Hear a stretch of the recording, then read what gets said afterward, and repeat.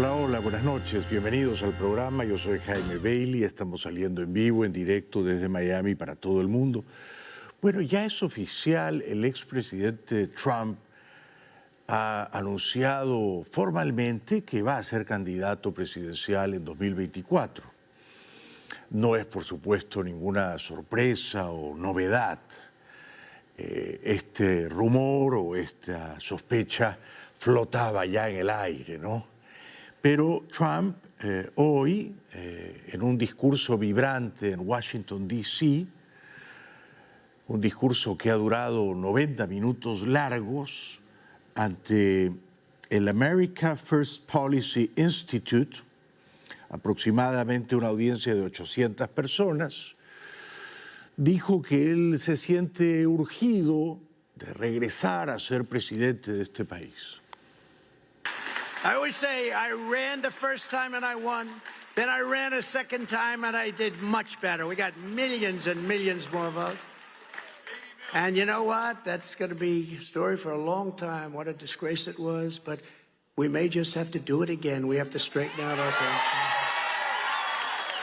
We have to straighten out our country. We had it there. We had it. Bueno, Trump cree que él ganó las elecciones a finales de 2020, por supuesto no es verdad. Está seguro de que las va a ganar en noviembre del 24, es muy probable. Ahora la pregunta es si Trump gana en noviembre de 2024 y se juramenta en enero de 2025, ¿aspirará solo a un mandato o irá entonces 4 años después a la reelección? En cualquier caso, Trump, hablando hoy, ha regresado a Washington, D.C., desde que se fue de la Casa Blanca, hablando hoy ante este selecto auditorio de casi 1000 personas, de un instituto que reflexiona sobre el futuro de este gran país, hizo una descripción bastante apocalíptica de la sociedad estadounidense que, sostuvo, está amenazada por los lunáticos, drogadictos, por el crimen rampante, por el narcotráfico. Drugged out lunatics attacked innocent victims at random. Roving mobs of thieves walk into the stores and walk out with whatever merchandise they can carry. They're left alone. Nobody tells them, don't do this. Put it back now. Homeless encampments are taking over every public park and every patch of green space in previously beautiful urban centers. And the dangerously deranged roam our streets with impunity. Bueno, yo la verdad no me siento rodeado por drogadictos, lunáticos, ni en mi casa, ni aquí en mi trabajo, ¿ah? Y eso que trabajo en un canal de televisión, donde generalmente hay un montón de lunáticos. Pero no me siento acosado o arrinconado por drogadictos lunáticos. Tampoco en mi barrio, en mi vecindario, el parque municipal está infestado de criminales o drogadictos o prostitutas, ¿no? Al contrario, hay muchos niños jugando allí con bastante confianza en la ley y en el orden. Pero Trump tiene que, por supuesto, destruir a Biden y al gobierno de turno, y entonces carga las tintas, exagera y dice que en este país no hay ya ley ni orden, es la anarquía, la ley de la selva, la ley del más fuerte. We're living in such a different country for one primary reason. There is no longer respect for the law, and there certainly is no order. Our country is now a cesspool of crime. We have blood, death, and suffering on a scale once unthinkable because of the Democrat Party's effort to destroy and dismantle law enforcement all throughout America. It has to stop, and it has to stop now. ¿Podemos decir realmente que este país se ha convertido en un pozo negro de delincuencia? Me parece que es una frase altisonante, pero completamente divorciada de la realidad, ¿no? Desde luego los políticos pronuncian estas frases que anuncian la víspera del fin del mundo si ellos no ganan, ¿no? Y Y Trump no es una excepción. Y entonces dice que Estados Unidos está de rodillas, postrado, agonizando casi, con una inflación desenfrenada. Esto último es verdad, la inflación sí que duele. Pero de la inflación son culpables Biden, sí, y también Trump, porque ambos durante la pandemia regalaron un montón de dinero. Y cuando regalas un montón de dinero a un montón de gente por un montón de tiempo, el dinero deja de valer tanto, ¿no? Democrat-run cities are setting all-time murder records.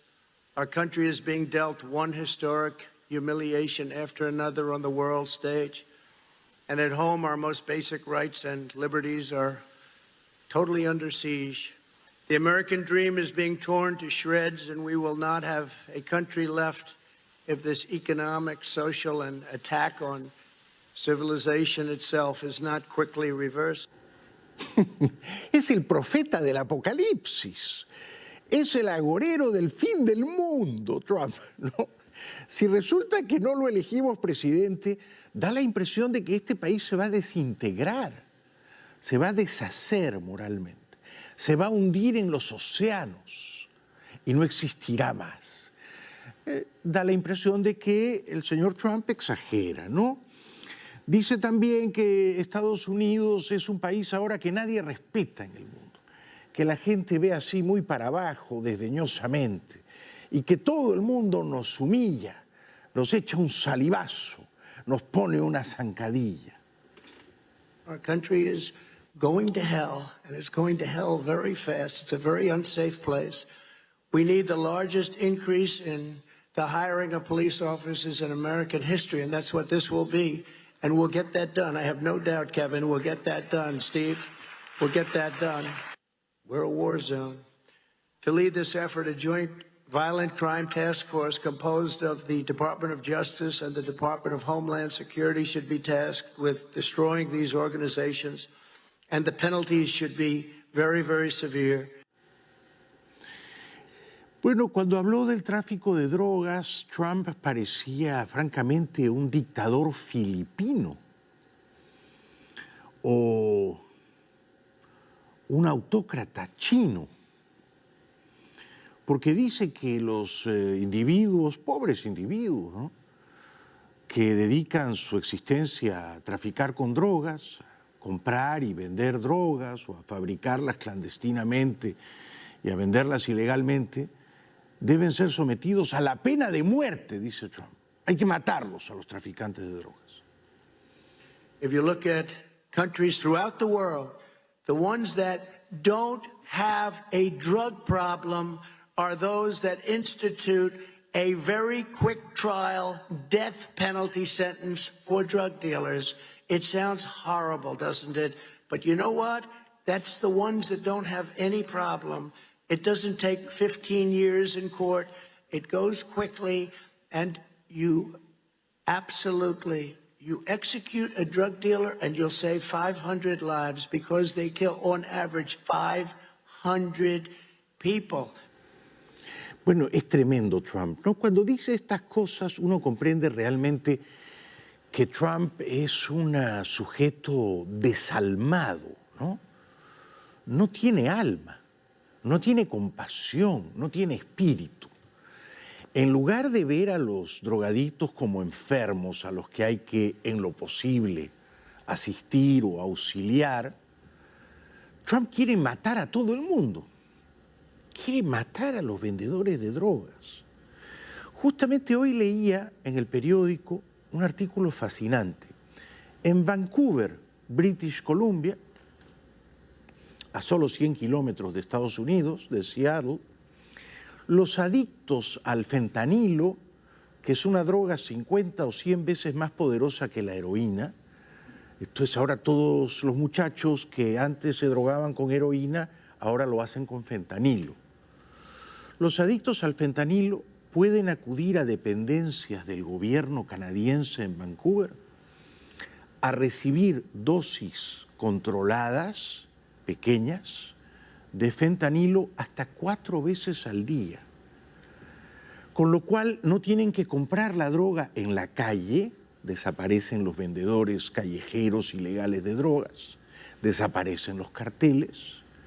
No tienen tampoco que comprarla en la dependencia del gobierno. En Vancouver, si eres adicto al fentanilo o al Oxycontin o al Adderall, que es una droga que estimula mucho al consumidor, yo no lo he probado, pero que lo levanta mucho, un poco como era antes la cocaína, tú vas, te registras, te declaras adicto y te dan una cantidad de droga químicamente pura, no contaminada, y entonces la sociedad paga el costo de asistir compasivamente a esos enfermos.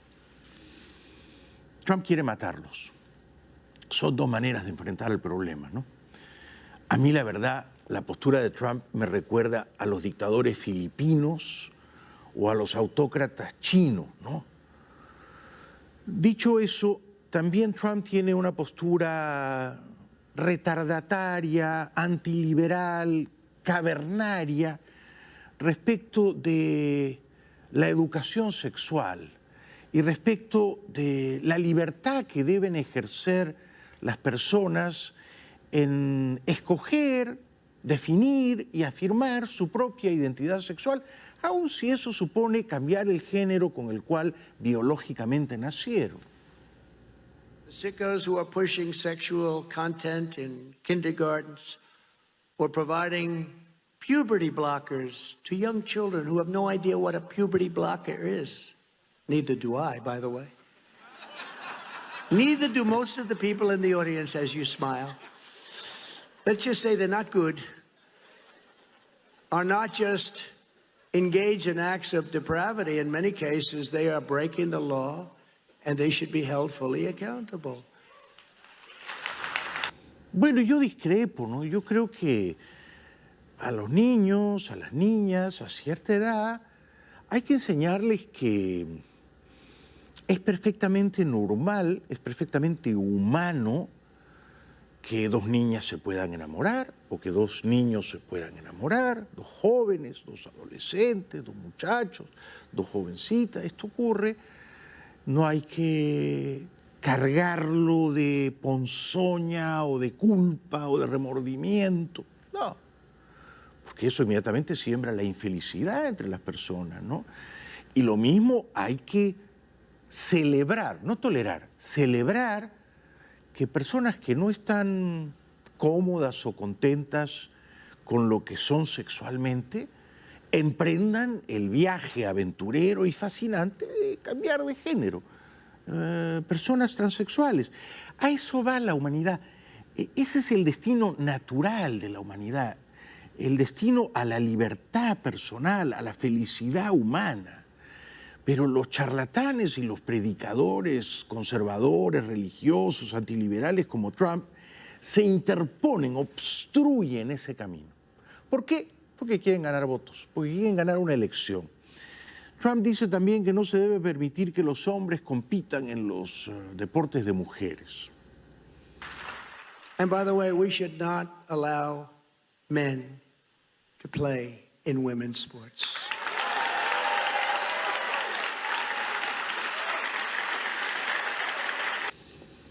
Bueno, otra gran noticia de hoy, y me ha sorprendido porque entraña un cierto coraje personal, es que cuando Trump era presidente, su yerno, Jared Kushner, hijo de un magnate inmobiliario judío que estuvo preso por tramposo, por no pagar impuestos, fue notificado de que tenía cáncer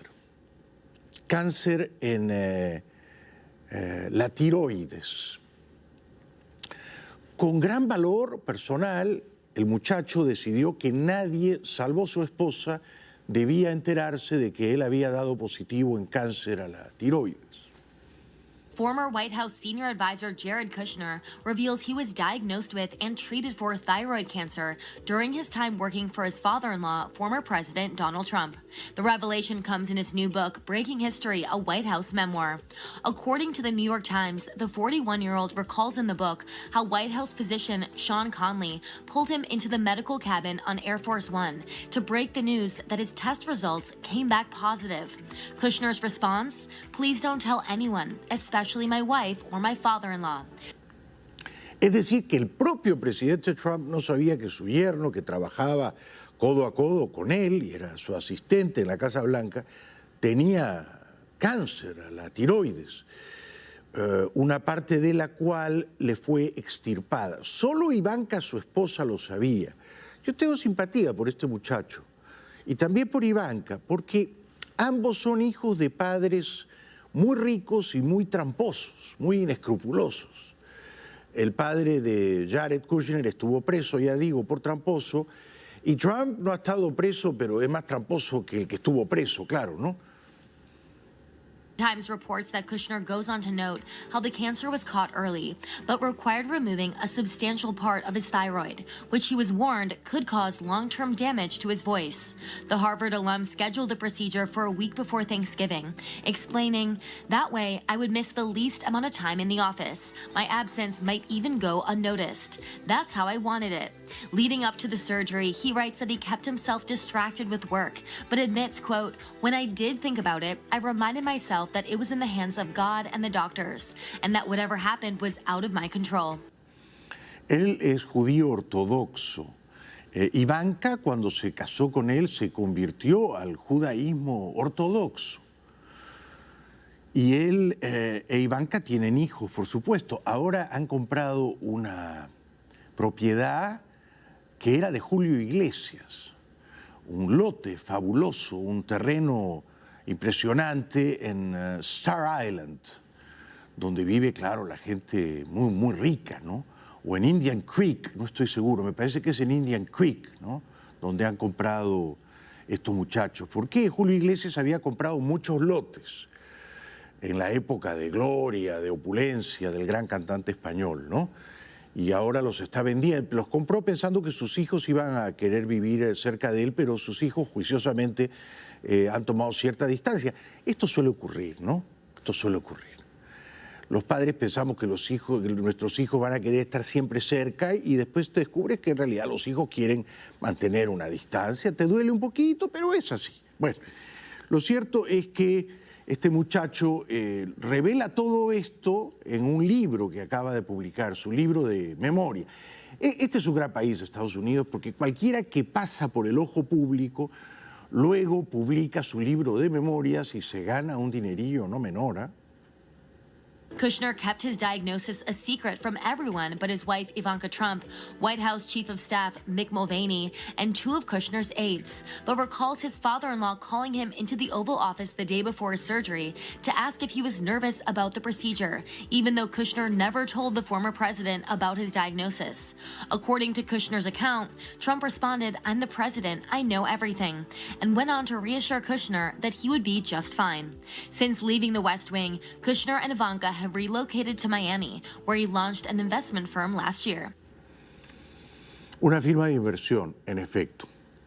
¿Quién puso el dinero para que el muchacho, que espero que se recupere de esta enfermedad odiosa, pueda lanzar al mercado su fondo de inversión? ¿Quién puso los primeros 2.000 millones de dólares? Adivinen ustedes. ¿Habrá sido su suegro generoso, el señor Trump? No, qué ocurrencia. ¿Habrá sido su padre muy rico que estuvo en la cárcel? Tampoco, se refrenó. Y entonces, ¿quién confía en el muchacho? En su clarividencia, en su inteligencia visionaria, en saber invertir el dinero. Les voy a decir quién. El príncipe saudí Mohammed bin Salman. Ese, el carnicero, sí, el sicario, el que manda matar a los periodistas enemigos. Los torturan, los descuartizan, los meten en un barril de ácido y no se ve nunca más ni una uña ni un pelo del individuo que mandó matar el príncipe. Ese príncipe que hizo buenos negocios con los Trump. En gratitud, claro, le ha dado $2 billones a este muchacho para que se entretenga un poco y juegue con su fondo de inversión. Es la suerte que tienen algunos, ¿no? Una pausa será breve y al volver todo lo último de Biden, el otoñal, el achacoso presidente Biden, que ahí va a duras penas saliendo del coronavirus, mientras el país sigue entrando plenamente en una inflación desbocada y en una inminente recesión. No se ve nada bien el futuro inmediato. Ya venimos.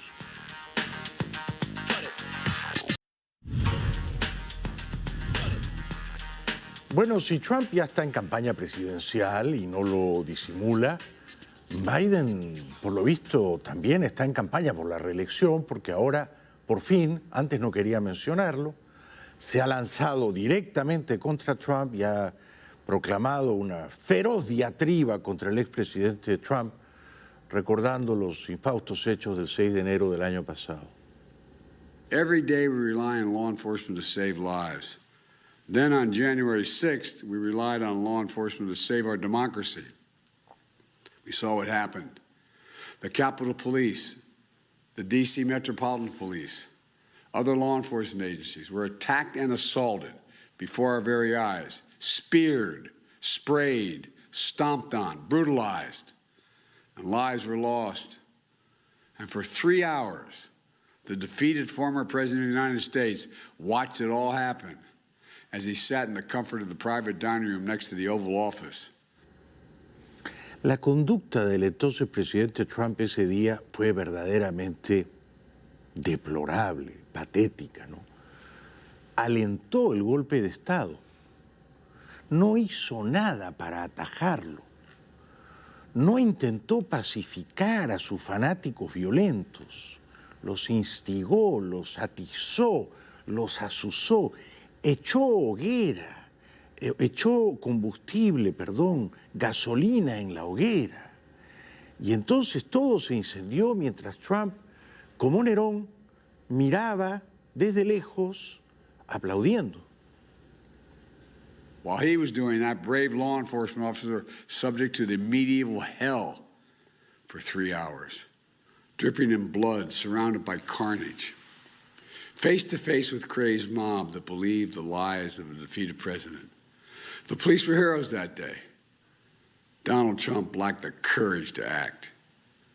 The brave women and men in blue all across this nation should never forget that. Finalmente, el presidente Biden, en este mensaje muy apropiado, me parece a mí, que ha querido transmitir a pesar de que se encuentra enfermo de coronavirus, dijo que, y lo dijo en tono enfático, no obstante su enfermedad, su convalecencia, uno no puede estar al mismo tiempo del lado de la policía y del lado de los golpistas que agreden a la policía. Uno no puede estar al mismo tiempo del lado de la ley, de la Constitución, del Estado de Derecho, y a la vez, pero escondido, disimulándolo, con los que se levantan contra las leyes y el Estado de Derecho, ¿no? Hay ahí una abierta, grotesca contradicción en la cual incurrió tan contento el presidente Trump ese día. Can't be pro-insurrection and pro-cop. You can't be pro-insurrection and pro-democracy. You can't be pro-insurrection and pro-American. There can be no greater responsibility than to do all we can to ensure the safety of our families, our children, our community, our nation, and our law enforcement officers. I will always meet that duty, just as you do every single day as members of a critically important organization. Pero el problema es que los fanáticos defensores de Trump siguen creyendo, como lo afirman en este reportaje muy interesante de la CNN, que a Trump le hicieron un grotesco fraude electoral, le robaron la elección, le hicieron trampa aquí y allá, que Biden, por supuesto, entonces es un presidente espurio, ilegítimo, y estos son los fanáticos de Trump, absolutamente impermeables a la razón, a los hechos, digamos a la ciencia. Estos fanáticos de Trump se aferran a la fe, a la superstición y a las pasiones, a las más bajas pasiones.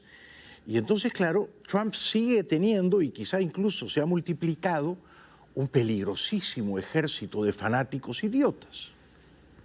Do you believe the election was stolen? Yes. Do you have faith in elections now? No. Do you believe the 2020 election was stolen?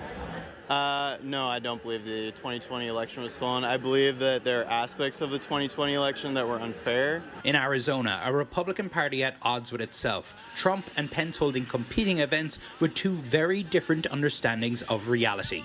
We need a landslide so big that the radical left cannot rig it or steal it, even if they try. Es decir que ahora, en 2022, las elecciones fueron en noviembre del 20, Trump sigue creyendo, o al menos es lo que dice a voz en cuello, que le hicieron fraude, pero su vicepresidente, el señor Pence, sabe que no hubo tal fraude y lo afirma y dice, nadie le robó la elección a Trump. Perdimos en buena lid. Sin embargo, en los mítines, en las multitudes que convoca Trump, y por supuesto tiene un poderoso imán, ejerce una hipnosis sobre muchísima gente que va como zombie a hincarse de rodillas ante él, ante el emperador Trump. Esta gente, digo, duda incluso, como verán a continuación, de que el Capitolio fue asaltado aquel día. Es decir, afirman que las imágenes que todo el mundo vio, que nos dejaron consternados, en realidad son falsas o trucadas o no eran partidarios de Trump, sino eran infiltrados comunistas. Es decir, de nuevo, es gente que no quiere ver la razón ni los hechos y se inventa una realidad alternativa, ¿no? Un universo paralelo. Allí viven y allí glorifican a Trump. At Trump's rally, a bonfire of conspiracy theories. Have you been watching the January 6th hearings? I have. What do you think? I think they're a bunch of bullshit. Why? Well, because where are you getting one side of the story? You mean like the side that attacked the Capitol? You really believe that happened? I was there. Okay. I have a lot of people that were there too And saw things that it wasn't what they say it was. but there's been hundreds of Trump supporters now charged. A lot of them have pled guilty. And do you think it's right for those people to have those people in jail and not But you get think- any justice in our American system? Are you kidding me? Do you think it was right that they attacked the Capitol? They didn't. That was an inside job, buddy. Bueno, y como esta señora hay un montón de gente. Entonces la señora dice que no, que lo que vimos no ocurrió y que si ocurrió parcialmente fueron infiltrados y espías y conspiradores, gente ajena a Trump, gente completamente ajena a Trump, gente que quería hacerle daño a Trump. ¿Y quién los reclutó, los entrenó, los arrojó contra el Capitolio? ¿Quién financió la conspiración? ¿Quién la dirigió? La señora no se detiene a investigar demasiado, ¿no? Es más fácil decir, esta era una conspiración contra Trump. Ah, bueno, fantástico, ya está. Y es impermeable a la razón y es muy contenta y va a seguir glorificando al señor Trump. Y luego muchos otros partidarios del expresidente se creen a pie juntillas que el fraude existió, a no dudarlo. That conspiracy theory that those who stormed the Capitol were not Trump supporters is widespread here. Have you guys been watching the January 6th hearings at all? No. No? No, we saw it when it all went down, and then we saw like a lot of the BLM and the Antifa people in the building as well, and it's just nonsense. But I think like 800 people now have been charged, right? Yeah. None of them are Black Lives Matter or Antifa. Yeah, that They're not doesn't mean charging anything. them. That doesn't Correctly. mean They anything have in not this been country. brought into court And- for their due process because they have not been arrested. Hunter Biden hasn't been arrested. Hunter Biden no ha sido arrestado. Pero lo están investigando y la policía está avanzando y puede que lo arresten. Y yo sí creo que hay suficientes elementos de juicio como para arrestarlo. A Hunter Biden, por supuesto. Hunter Biden recibió unos dineros completamente indebidos de gobiernos extranjeros cuando su papá era vicepresidente. Y a mí me parece que eso, si no es el delito, lo bordea, ¿eh? Lo bordea, lo roza. De manera que tiene que enfrentar a la ley. Y la justicia está avanzando y la policía también. Pero que Hunter Biden sea culpable no exonera de culpa a los matones que asaltaron al Capitolio. Y esos matones eran fanáticos de Trump. Como 2 más 2 son 4, ¿verdad? Una pausa y regresamos enseguida.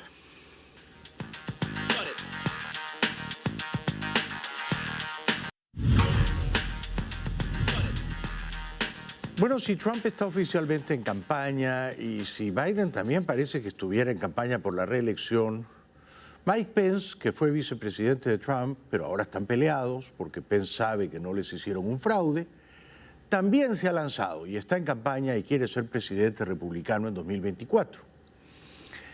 Hoy habló ante unas 250 personas en el Young America's Foundation. Y como un buen conservador, religioso, antiliberal, todo lo que yo detesto profundamente, Mike Pence celebró que la Corte Suprema de Justicia haya eliminado el derecho constitucional de las mujeres a abortar en el primer trimestre de su embarazo. Pence está muy orgulloso de lo que ha hecho la Corte Suprema. Stand before you today with a grateful heart that after nearly 50 years of lives of incalculable value lost to our nation, 50 years of heartbreak, 50 years of praying and fasting and working and volunteering and caring. Last month, at long last, with the support of 3 Supreme Court justices appointed during the Trump-Pence administration, we sent Roe versus Wade to the ash heap of history where it belongs. No, no pertenece al basurero de la historia, no. Y yo creo que con el tiempo esto se va a corregir. Es una injusticia, es un abuso contra las mujeres, contra la libertad de las mujeres, que la Corte Suprema, más temprano que tarde, acabará corrigiendo, ¿no? Dicho eso, bueno, el señor Pence tiene todo el derecho del mundo de ser un fanático religioso y de oponerse al aborto y de secuestrarles o conculcarles a las mujeres adultas su derecho a gobernar su futuro y a interrumpir su embarazo, si así lo desean, en los primeros 3 meses, ¿no? El señor Pence está muy orgulloso, dice, del récord que tuvo con Trump. I will tell you that I couldn't be more proud of the record of the Trump-Pence administration. I mean, for 4 years, we advanced the policies that I just described without apology to promote a growing economy, to secure our border. We appointed more than 300 conservatives to our federal courts at every level, including 3 Supreme Court justices. We rebuild our military, all of what I described. And I'll always be grateful for the opportunity to serve as vice president. Yo, muy por el contrario, siempre estaré apenado de que Trump haya sido presidente porque es un individuo matonesco, acanallado, que no merece ser presidente de esta gran nación.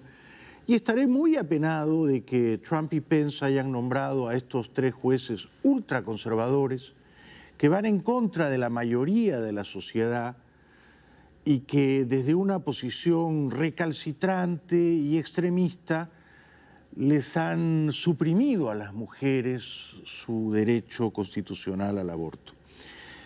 Pence dice ahora que con Trump no tiene grandes divergencias, sino unas mínimas diferencias de enfoque, ¿no?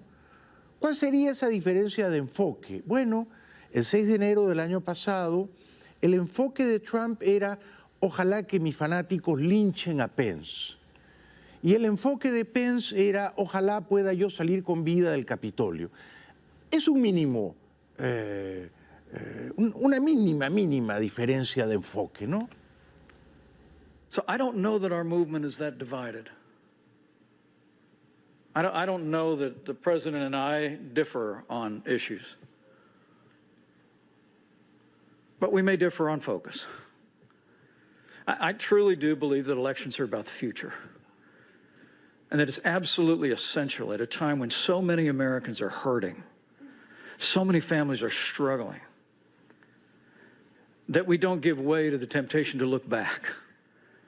But I think the time has come for us to offer a bold, positive agenda to bring America back. And I'll continue to carry that message all across this nation. Suerte, suerte. Vamos a ver cómo le va con las mujeres, ¿no?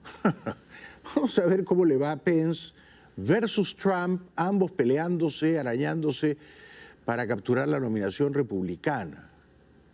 Porque quien quiera que sea el candidato republicano, yo quiero verlo luego tratando de persuadir a las mujeres libres, liberales de este país. Les va a costar bastante trabajo convencerlas de que voten por cualquiera de los dos, ¿no? Bastante trabajo. Porque esas mujeres naturalmente se han sentido violentadas y atropelladas en su libertad con lo que han hecho los 6 jueces ultraconservadores de la Corte Suprema. Pence dijo que cuando él era vicepresidente lograron tomar una distancia de la dictadura comunista china y que ese fue un avance significativo en la política exterior. You know, if you look at our freedom agenda, you'll see we speak very plainly about China. I mean, I'm proud of the fact the Trump-Pence administration changed the national consensus on China. For more than 20 years, there was the hope that if we increased economic exchange and trade with China, that we would strengthen private property rights and ultimately individual freedom. But the truth is, what we realize is that the opposite has happened. Bueno, el señor Pence dice que las fronteras eran más seguras cuando ellos estaban en el poder. Puede que eso sea cierto. También es verdad que la seguridad se conseguía a costa de separar familias, a niños de sus padres. Ahora las fronteras en efecto son más laxas, son más porosas.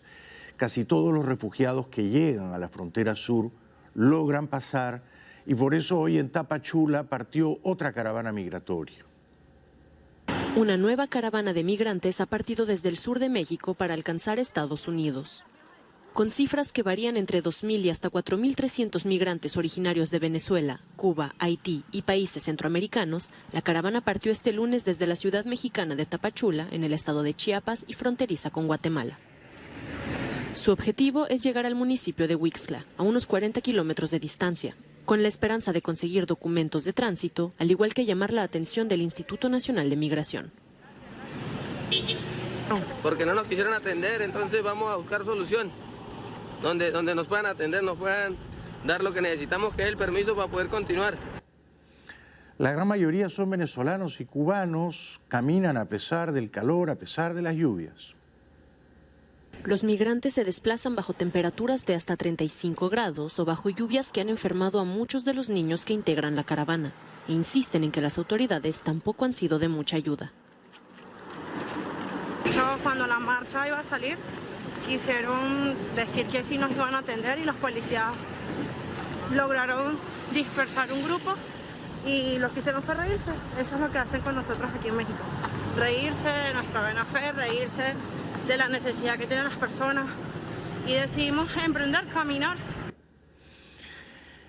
En otra parte del mundo, en la Argentina, cómo no, esta noticia tenía que ocurrir allá, un país tan querido y al mismo tiempo tan enloquecido, encuentran miles de dólares en un basural. Se habla de más de $75,000 hallados en un basurero a cielo abierto. Todo comenzó cuando un empleado que trabajaba en el lugar con una topadora sorpresivamente tropezó con el mueble donde habían sido escondidos. Un compañero nuestro se baja del camión y justo ve en el piso un billete todo planchadito. Y cuando nos dimos cuenta era un billete de $100. Empezamos cada uno a agarrar su parte. Era como un juego, a ver quién agarraba más papelito. Y nos habíamos armado más o menos $10,000. entre los 6 que éramos. En esa escena fui el que más obtuvo más plata. Después ya al día siguiente del martes vino otro chico y consiguió $25.000. Así que, bueno, él fue más afortunado que nosotros. La pregunta es, ¿se quedaron con los dólares que encontraron? Parece que sí, ¿no? Uno de ellos se quedó con $25.000. Al parecer eran de una ancianita que murió y que no tenía herederos. ¿Será? Báez piensa que aún debe haber más dinero enterrado, pero en los últimos días las autoridades cerraron el acceso al basurero. En Las Parejas se dice que el dinero debió pertenecer a una anciana que murió hace poco, sin dejar descendencia. Suponen en el pueblo que lo había escondido en el doble fondo de un armario, que fue a parar al basurero luego de que los nuevos habitantes de la casa se deshicieran del viejo mueble. Para decirlo, esta locura verde que se vivió esta semana se da porque lo que se encuentra son billetes dólares y sobre todo dentro de un contexto en donde hoy el país no la está pasando nada bien desde lo económico y que la palabra dólar prácticamente está a cada minuto en la boca de todo el mundo. Porque los argentinos tontos no son, nadie quiere ahorrar en pesos, el peso no sirve para nada y todos ahorran en dólares, incluso las viejitas que se mueren. Es decir que la economía argentina está tan dolarizada que hasta sus basurales están dolarizados. Es una metáfora de cuán dolarizada está la economía argentina. Hasta en la basura encuentran dólares. Tarde o temprano, y Milei tiene la razón, van a tener que aceptar como moneda de cambio al dólar y van a tener que dar de baja al peso argentino, que no sirve para nada, que nadie quiere tener en sus bolsillos o debajo del colchón, ¿no? Una pausa y regresamos con todo lo último de Cuba, de México y de Colombia. Petro en Colombia. Ya venimos.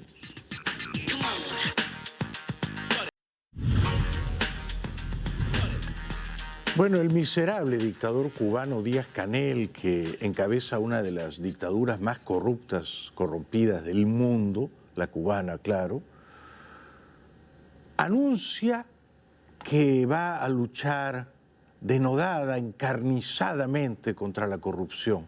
¿Cómo no? El gobierno de Cuba combatirá sin tregua la corrupción que afecta al país. Eso aseguró el martes el presidente Miguel Díaz-Canel durante su mensaje con motivo del 69 aniversario del asalto al cuartel Moncada. Es un hecho que allí donde los gobiernos locales descuidan el control imprescindible y subestiman la capacidad de los líderes naturales y las organizaciones barriales, la delincuencia debilita la obra social. Lo sabemos, lo denuncia el pueblo. La corrupción es un cáncer que todo lo corroe, que irrita, que desmoviliza y que va contra el ideal socialista. No dejaremos que nos invada, la combatimos y seguiremos haciéndolo sin tregua. El corrupto es él, los corruptos son esos señorones sentados frente a él, los generalotes, los coroneles cubanos, ellos son los corruptos. Los corruptos son los Castro, la familia de Fidel, la familia de Raúl, ellos son los corruptos. Ellos padecen el cáncer de la corrupción. Tienen cáncer en el alma, como le dijeron alguna vez a Paco Umbral, escritor español. Tienen cáncer en el alma estos desgraciados enemigos de la libertad en Cuba. Bajo una ola de apagones por falta de capacidad para generar suficiente energía eléctrica, Díaz-Canel culpó el embargo estadounidense, impuesto hace 60 años, de la racha de eventos negativos que enfrenta su país. Aunque en medio de un lamentable y largo apagón mezclado con el sofocante verano de estos días, algunos pueden sentir que nada es peor que la racha de eventos negativos que venimos sufriendo y buscan alivio maldiciendo, en el fondo de sus almas, todos comprenden que ineficiencias aparte, el bloqueo está en la raíz, en el tronco, en las ramas y en los frutos de nuestras dificultades económicas. Bueno, en Colombia el presidente electo Petro visitó la universidad donde alguna vez estudió.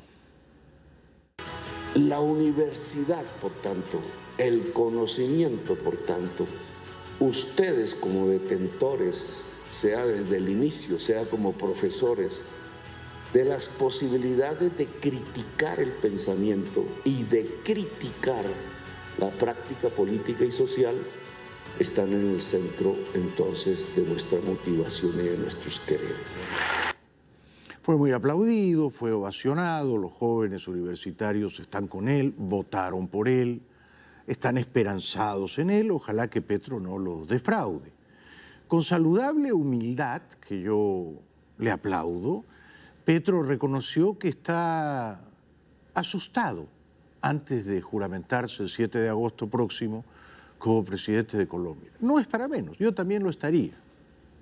Ahora muchos y muchas de ustedes estarán asustados y asustadas por entrar a una universidad, y yo también estoy asustado por entrar a la presidencia de la República. De alguna manera, quienes inician ahora, como yo inicio, cuando vaya terminando, si nos va bien, irán terminando también sus carreras si les va bien. Entonces nos toca desearnos buena suerte a todos. Buena suerte a todos, en efecto. Ya regresamos.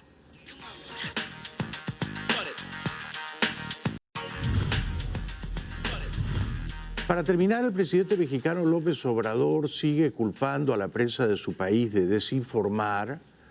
Yo creo que mucho más desinforma él, y sigue obsesionado con que encontraron un cráter en un aeropuerto.